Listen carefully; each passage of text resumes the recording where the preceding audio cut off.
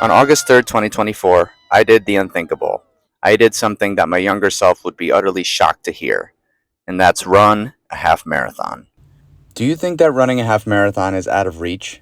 I used to hate running, like truly hate it, until I found the mental shift I needed to transform my mindset and my life as a whole. I was inspired by David Goggins and driven by the philosophy of me versus me. I embraced what he calls the chosen suffering, and it led me to not just finish, but to thrive through 2 half marathons, not just one, but 2. In this video, I'll share how I went from despising running to using it as a tool for growth.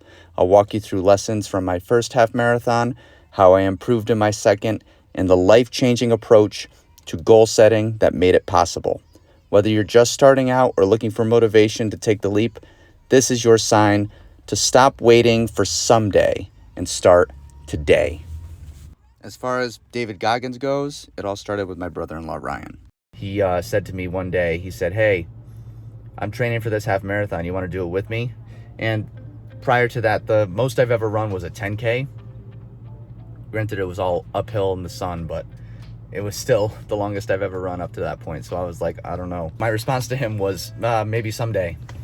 And he stopped me in my tracks right there. He said, whoa, whoa, whoa. You know what David Goggins says about someday? And I said, yeah, I'm sure I do know, because I did read his first book, Can't Hurt Me. And I am a fan of David Goggins. So he said, David Goggins says, if you say someday, then you got to stop right now and sign up, no matter what. So that's what I did. Now, I can make a whole video about David Goggins in itself, but I heard on a podcast, the Daily Wisdom podcast, with David Goggins and Chris Williamson, embracing the chosen suffering. What that means is doing something hard every day, going out of your way to do something that challenges you and is hard, that is going to help with your growth, whether it be physically, spiritually, mentally, physically, whatever it is. It's something that the more you practice, the more the unchosen suffering, such as the inevitable storms that life will throw our way, the more you practice that, the more you could handle that unchosen suffering. So that really stuck with me, and I hope it sticks with you too, because life is hard anyway. I can't emphasize that enough. You got to choose your hard. Is it going to be hard in this way, or in a way that could help you? So if you've never run before, or you are interested in starting to run, this video is going to convince you to start. 13.1 miles, aka 21.1 kilometers, aka the half marathon. Here are some surprising statistics about the half marathon. It's become one of the fastest growing race distance in the US, with participation increasing by over 70% just in the last decade. It's the most popular running distance in many countries, including the US. The half marathon is the most popular. Around 60% of all finishers choose the half marathon distance over the marathon. I'll get into more statistics later in the video, but I want to just let you know that I'm rooting for you, and I've trained a lot of people. I've been a NASM trainer for 10 years, and I've seen people do incredible things, and you are no exception. So regardless of your background, regardless of your experiences, your conditions, you can do this. Anybody could run it or walk. It doesn't matter. Set a goal for yourself and go for it. You can do it. I still have my off days, and I want to tell you now that that is okay. So it's important to understand that first before I go into this. And it's quite literally a marathon and not a sprint. It takes time. It takes an adjusting and years for some people. Obviously, it's different person to person, but I don't want you to get discouraged and think that you can never do this or you can never be this, because you can. I am living proof of that.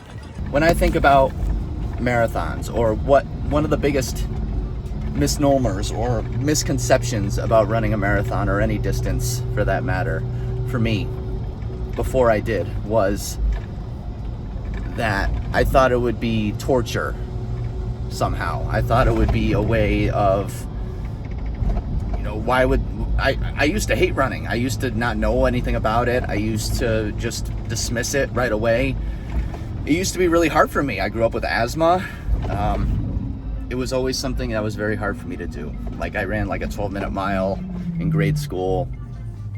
I would need my inhaler constantly. I did wrestling in high school, but I wasn't a great athlete. I've never been a great athlete, even though I've played sports most of my life. And a big part of that is because of the running part. Every sport I've played, there's been running involved, whether it wasn't directly involved in the sport itself, but it was involved in the training and practices. And I've always dreaded it.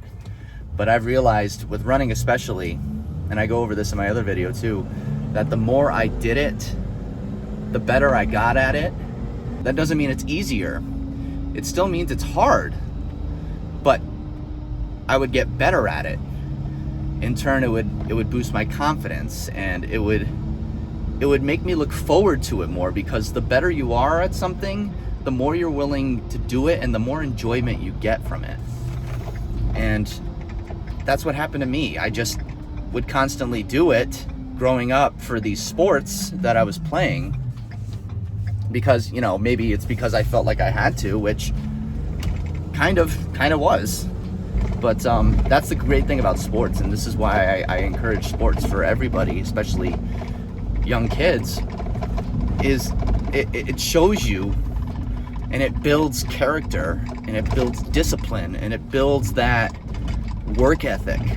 Because without wrestling, especially in high school, and all the sports before that, I wouldn't have anywhere near as much resilience and discipline and just the will to change like I do today. And that's something that's important too, is you got to be willing to change.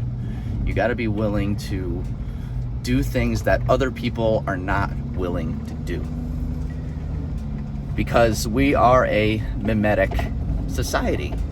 And I got this from what's his name, Luke Burgess's book, Wanting.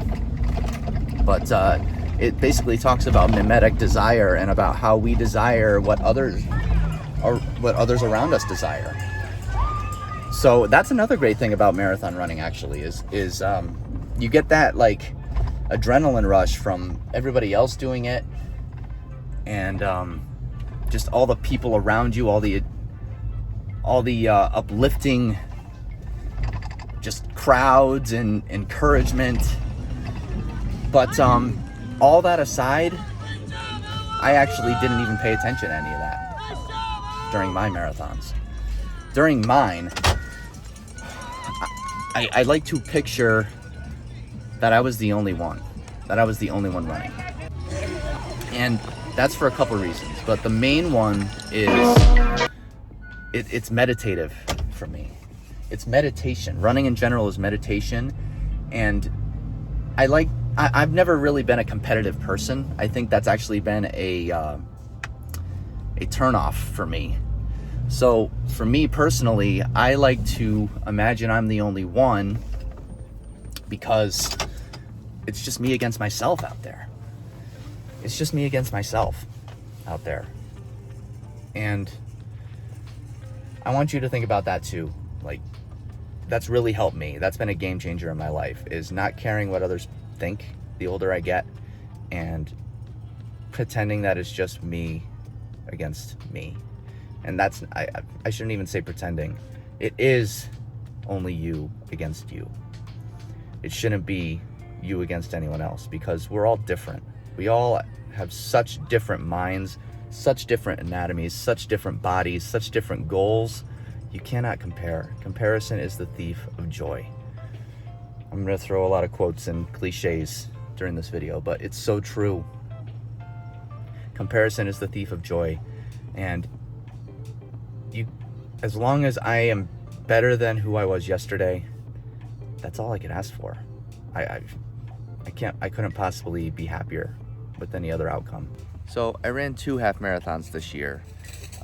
You could tell the difference between them, because in the beginning of the video, when I was in the green shirt, that was the first half marathon I ever ran in my life, which was at August 3rd in New London, Connecticut. And then the majority of the footage that you see is from using my selfie stick over my head to get that overhead footage, is from the Hartford Marathon. So you'll see a difference in not only just the footage and you know, how I ran specifically, but in my performance. My performance in the second half marathon was significantly better than the first one, and that's because I practiced. It's because I actually trained efficiently for the second marathon rather than the first.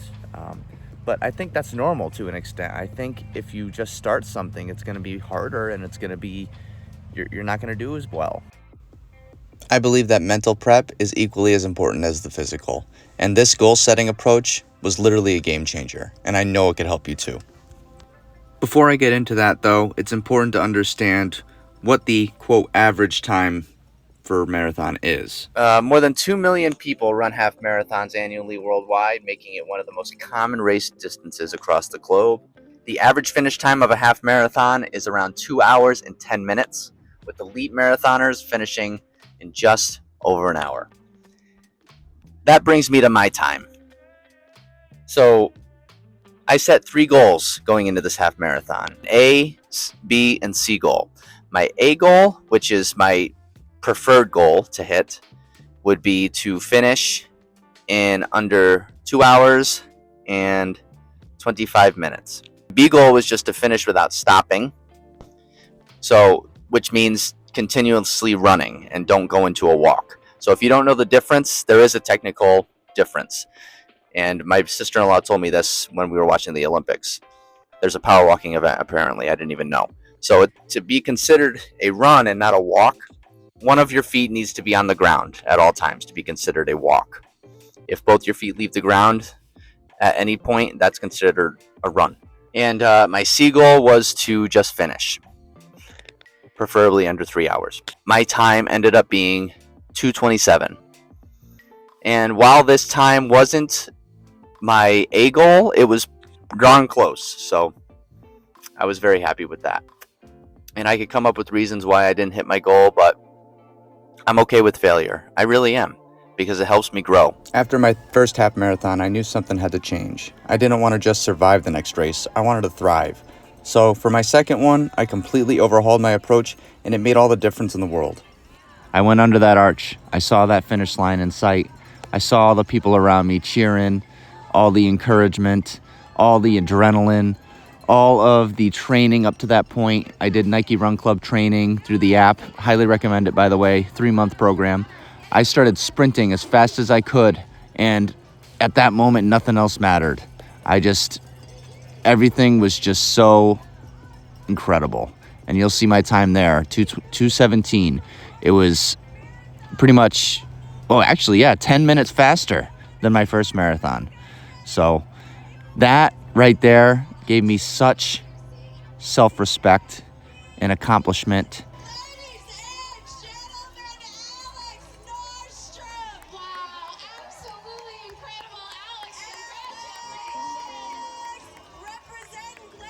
Coincidentally, the winner of the full marathon came in as soon as I finished mine. So I thought that was pretty cool too. He ran a marathon, double what I did, in the same amount of time. That's incredible. It's actually incredible what the human body is capable of.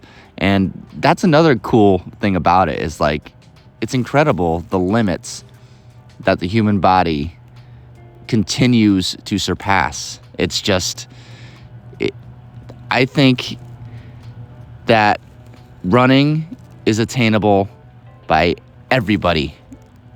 And even if it's not running, walking, whatever it is, I highly recommend it, and you won't be sorry. Also, it would be an absolute crime if I didn't mention this life-saving product right here that has saved my legs. My first half marathon, I did not train effectively for. And I thought I did, but I didn't. My second one, I did. I went through Nike Run Club. Couldn't recommend it more. It's an app. It's free. A lot of people just think about the pre-run and the prep work. The post-run is just as important, if not more important. So if you want, Feel like a paraplegic. now is the time of year to snag one of these. They are hundreds of dollars less than the normal price coming into the holiday season. So make sure you use my link below and get yourself one today, because you won't be sorry. Even if you don't use it specifically for running, they are amazing leg massagers and they increase circulation. There's a bunch of benefits to them. So check them out now. Someday is today. If you want to do something, don't wait. Do it now. Do it right now. The longer you wait, the more you may regret it in the future. The more things may change. Stars are never going to align perfectly. Perfect doesn't exist. So if you have a dream, go get it. Go get it today. That's why I ran marathons. That's why you can too. And it was one of the best experiences of my entire life. And I can't wait to run another. Let's go. So I'm so pumped. This is amazing. If you don't run, you need to start. You won't regret it. Oh, there's no better sport in the world. No better sport. Thank you guys for watching. For more lifelong health tips, subscribe to MevolvE, and I'll see you in the next one. Have a good day. Woo! If your goal is to lose weight and build strength and maintain it for a lifetime, you're in the right place. Click here for a playlist to my videos that will get you started, and click here for my ongoing exercise series I post up to 3 times a week. It's only 5 minutes long, and it'll help you maintain fitness for life.